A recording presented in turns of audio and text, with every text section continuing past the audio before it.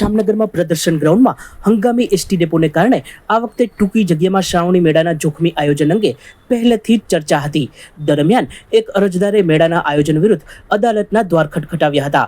અદાલતે આ દાવો ફગાવી અરજદારને દંડ પણ ફટકાર્યો હતો, જેને પગલે મેળા સામેની કાનૂની અડચણ દૂર થઈ ગઈ હોવાનું ચિત્ર ઉપસ્યું હતું। પરંતુ આ જ પ્રકરણમાં સેશન્સ કોર્ટમાં અપીલ થતાં કોર્ટે વિવિધ વકીલોને કોર્ટ મિત્ર તરીકે આમંત્રિત કરી તેઓની દલીલો ધ્યાને લઈ મેળાના આયોજન પર હંગામી સ્ટે ઓર્ડર આપ્યો છે તથા નીચલી અદાલતને આ પ્રકરણમાં આવતીકાલે ફરી સુનાવણી કરવા અને આવતીકાલે જ તેનો ચુકાદો આપવા હુકમ કર્યો છે।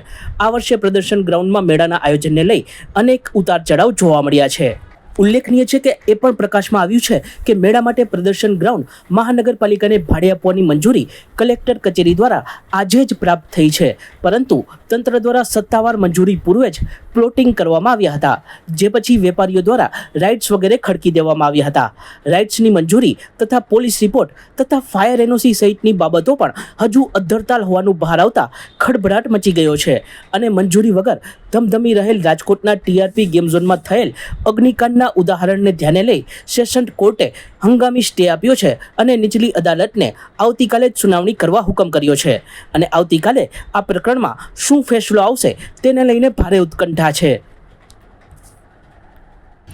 સચોટ સમાચારો સૌથી ઝડપી મેળવવા માટે અમારી ચેનલને સબસ્ક્રાઇબ કરો।